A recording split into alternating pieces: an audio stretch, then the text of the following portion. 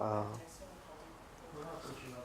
think just, I got it. yeah, and then left, right. Can you hear me? Yes. Okay. Shared doc that we put all of our information into, so we have all the collective stuff, but we're missing this. It's like not together. We couldn't grab some data because we didn't have the hardest information in the everything. So like, we could try to get it. I thought about that too. I was like, Your office hours and that's what we did. what if we could just like email you or something? Reintroduction, both. He has class now. Oh, right. So, good. We're ready to start. Okay, John and Xavier, colleagues. My name's Jonathan Hampton, plant biology major, anticipated graduation date 2020. And I'm Xavier Torrey, political science major, and anticipated graduation 2020. This is our aeroponic growing systems regarding coleus. So, history of coleus. The botanical name is Plecanthrus scutellarius, and it's commonly known as coleus. And it's a tropical evergreen perennial that's been a popular foliage plant since the 1800s, native to Southeast Asia and Malaysia. And it's been propagated and created a wide array of leaf and color combinations, including most colors of the spectrum except true blue. And the cultivars range in size from dwarf plants that are like 6-inch tall to large mounded plants that are about 3 feet tall. And their 4-sided stems are semi-succulent, blue to white flowers. They bloom in the summer and early fall, and they're commonly used as an aesthetic crop, and they don't really have any real culinary purpose.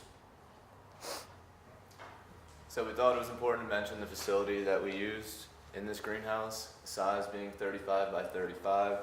Use concrete flooring with proper drainage, can limit waterborne diseases from still water. The paneling on the greenhouse is polycarbonate, which is good for absorbing light and heat, as well as resistant to impact and damage. Over the years though, it can occur some scratching which could limit some light penetration, as well as some yellowing off color that could also hinder that. And as well as fans on the side that help regulate temperature, and plastic workbenches that slightly elevated to make the labor slightly less intensive. And our particular facility was Zone 1, and Nikki was kind enough to go through with me. The temperature range is, for the first period, starting at dawn, is 65 to 75 degrees. Once these temperatures go a degree under or above, the heating will either turn on or the fans will open, allowing cold air to come through and obtaining a more desirable temperature, with the relative humidity being 65% and natural light exposure. And I chose this picture so you can see the sun reflecting off of it, so it doesn't absorb everything, but it does a pretty good job. So we had an aeroponic pump system. It featured an attachable, submersible water pump, and we filled the water to just below the misters, and which is like, if you see through the hole, the red parts. And so we measured the pH water and the temperature daily, well, weekly really. And our initial reading was like 7.2 pH, but optimal for our plants was about 6.5, so we added some pH down. And to put it in, to put in our coleus, we inserted foam holders with the stem cuttings instead of the rock wool that some people had. So our coleus started out, we had 10 rooted cuttings that were already rooted hydroponically in the system, not the official system, but like a bucket of water, from Professor Scarappa before the experiment. And our wild coleus we got from Nikki, and we took trimmings that were approximately 3 inches in length each, and we put them in the new system, but they weren't growing prior to the experiment. The reason I left botanical name up there is when attempting to find out the cultivated variety of these two species, we were unable to find an exact answer. When I was speaking with Nikki in regard to these matters, the wild coleus is believed to be a sport of the flume, which is essentially a single branch on the plant that varies in leaf, color, shape, or has some unique desirable trait that growers might want to propagate, which is what we believe is the wild coleus cultivated variety. So yeah, this is what our system looked like after we set it all up, and we basically just split it down the middle, wild and red. So our original measurements, this was after we planted, so the first week of measurements, we had a lot of growth in the red coleus, mostly the stems, and the roots grew really quickly. The leaves didn't grow as quick. The same with the wild coleus, but we had the power outage the first week, so our wild coleuses 4 and 7 both died after the power outage, and we suspect it's because of that. And a few of the other coleus were not looking so good either, so they were dying. It's also important to note that we don't know how long that the red coleus were pre-rooted in those hydroponic systems. So they had a little bit larger stem base and root base beforehand, so they might be able to adapt withstand better. some of the pressures. Yeah, good explanation. They were rooted about 10 days beforehand. 10 days. Yeah. So yeah. These are simply some pictures that we took after the power outage. On the red coleus, the root length is it's pretty long, but it's not looking as healthy. Right here in the middle, we started to see some congealed brown substance on it. It didn't look like decay, but we ended up spreading the roots apart and cleaning them off with our hands to see if it would happen over the next week. And here's the wild coleus, and it's actually growing really well. And no, we used a rooted root Powder. hormone on this one right here, and it's growing very healthy. So during that week too, we showed you a picture of a healthy wild coleus, but about half of our coleus had died. So the next week, so we had to plant new coleus. So we had 5 new wild coleus in there, and they uniformly had a 6-inch stem and 3-inch leaf, and they didn't have any root growth yet. But the red all seemed to be thriving pretty well, especially in their root systems. Okay, so yeah. So with the new wild coleus that we planted, so we had to plant 5 of them, and we didn't have the powdered rooting hormone that we originally put with our cuttings, so we had this liquid rooting hormone, and it like congealed around the stem and kind of hindered the root growth at the tip. Wow. And so this was a picture of one of our coleus before. So like when we got it out, a couple of them had already fallen off, but they were still, and they were floating in the water in the aeroponic system. But some of them still had that little black substance on it, and it basically killed the bottom of the stem. But the coleus was real resilient, and it started forming root hairs and rooting outwards instead of downward. Where did you get the new rooting hormone from? It was in the classroom. Yeah, it was in the class. Did it say what rate to use or what dilution? Yeah, it just said to dip the tip in the rooting hormone. That's all it said, yeah? Yeah, and it didn't. It looks like it was a little too much. Yeah. That's toxicity, I would say. Phytotoxicity. These are a couple coleus pics that we wanted to add. I thought this was really neat. You had an adventitious stem come out of the bottom of the base, actually growing under the system, and it has all the veins here, but it is completely lacking any green color from not being able to utilize any Very photos. nice photo. Did you take that with a cell phone? Yes. Wow, good close-up. These cell phones are getting great.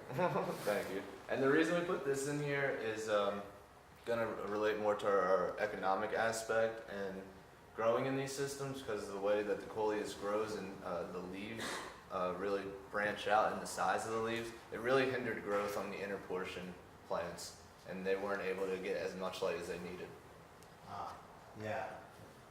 These are mostly made for cloning to get little ones going for the first 3 weeks, and then you move them out. In our case, we extended the time that they stayed there. Yeah. So as you can see with our growth from October 3rd, the plants that are doing really well, like the wild 1 and 2, 3, and red 1 and 8, they're all on the outside. And the plants that aren't doing so hot, that have been there for a while, like wild old 4 and red 4 and 5 and 3, they were mostly on the inside of the system. Mm-hmm. So we believe, like the picture we showed before, that they were getting shaded Mm-hmm. from the outer plants that were able to gain the sunlight more. Definitely. Yeah. These are pictures of our soil medium transplants. They were doing very well. The only issue we had is our root systems were extremely long. So we technically kind of had to root bound them and wrap them around the pot. So if we were to do this experiment differently, we might look into bigger size pots for this part. Mm-hmm. So during this was we had to transplant a lot of these into either the soil media or the aeroponic system over in the hydroponic vertical system over in the NJES greenhouse. And a few of these also, like wild old 4 and wild new 4 and red 5 and 3, are all dead. So Is that because you cut the roots off maybe to fit them in? nah, it's just because they were all on the inside, and I think they got shaded so much, they were already showing signs of dying. Yeah, they were Yeah. absolutely Yeah. stunted. And similar to the Yeah. soil with the clay, we had to wrap the roots around. The only difference is the container type, whereas this container has the holes that roots would eventually find their way out. So this is what we had left in our aeroponic systems. So as you can see, the red's doing really well, and the roots for all of them seem to be growing a lot more than the stem and leaf itself. The leaves on the coleus don't grow as much, especially on the wild coleus. So in the clay pots, we couldn't measure the root length because we didn't want to disturb the growth in it and take it out and then replant it all the time. So we just measured the stem and the leaf length. And next week growth, so we had a problem with our pH once we put in the clay. So the next week we came back and our pH was about 5.4. And so that's like a whole pH lower than what we'd prefer to have it as. So we added water and pH up to it, and we attempted to bring the wild new coleus back to life because it still had a little bit of a stem left and like a few root hairs, but not that much. And we're not sure exactly why our pH dropped so low. Yeah. With weekly readings, that was the only time we've seen it drop so significantly. Was it right after you switched to the clay that it happened? Or The next week. The next week. probably had something to do with changing media like that. It very Yeah. well could be, and that clay dripped down into the water. Yeah, because clay tends to be acidic. Yeah. And maybe that would explain it. And so these are our final measurements from the clay aeroponic systems. And so this is the only time we were able to measure the roots after, because we were able to take them out. And they were doing fairly well, but as you can see, the roots stopped growing as much, and the stem and leaf were able to catch up more because they were in, I think the roots were kind of tangled in the clay media, so they didn't grow as much. But the weights of the red coleus were a lot greater than the wild coleus, and they were about 7 grams for the wild, 10 for the red, 7, and about 25 for red 1. These are some pictures of our aeroponic system transplants. They were growing really well. The only issue is with these vertical systems, when they start to branch out, they start to shade themselves, and as well as if you were to plant other crops in those same vertical towers, you'll have some shading, which we started to see with some of the other plants. But they grow very well in the system if you could space them out. So here we did a horticultural assessment, what we do differently and the same. If we were to do this again, maybe we'd only plant on the outside of the bucket, so it wouldn't affect the inner plants and we could see a more uniform growth. Or we would grow less of them or take them out earlier. So say if we were in a company that made transplants for people and they wanted to put those in soil medium, we could supply them with uniform growth right there before they were hinder each other from the growth. Root systems getting tied up because they got blocked in the soil and clay with the water systems. They have nothing blocking them, just have continuous growth, and they actually started to get tangled with one another. So when we tried to remove them from the system, we would actually rip roots out, and we don't know if that played any demise of the plants. And the foam rollers were efficient placement holders. Once we figured out that if you leave one space open, you could use your hand to place it in there firmly without pushing it in so it would fall through. No bacteria or any weeds coming up that we saw on the foam holders, so they worked efficiently for us. Yeah. So assuming we did the liquid hormone treatment right, we thought it was ineffective because it never really broke down in the system, and it coated the root tip, so it kind of hindered the growth and nutrient uptake probably. But the Coleus was really good at just adapting and getting past that. Here's our economic assessment, what we've been talking about. The rapid root hair growth is essential if you're going to be transplanting it, and if a business were to get in or be in the transplant industry. The fact that you can switch this to any medium and it continues to grow is a selling point in itself. Very easy to grow from stem cuttings, so a grower could buy a lot less varieties and use those stem cuttings to build up their quantity, and then eventually they could see what they wanted to do with other varieties, but keeping that same that practice. Aesthetically appealing with vibrant colors, and the only thing that would be important to mention if that a grower was going to use stem cuttings to reproduce for sale is that if they didn't have a disease-resistant cultivated variety, it could wipe out the entire crop. These are our references, and thank you very much. Are there any questions?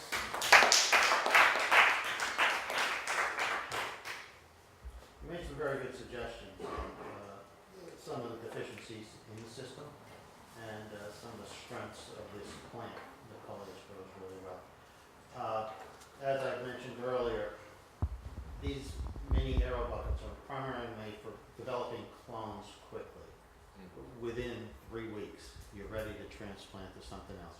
We stress the system. We forced it to go for 2 months, and we're learning to see what, and generally the smaller plants work well for an extended period of time. The bigger plants with big broad leaves like this, then you want to run into crop competition among itself. Yes. So you provided some very good explanations and some suggestions for improvement in the future. Yeah. Thanks, guys. And Uh-huh. Enjoy.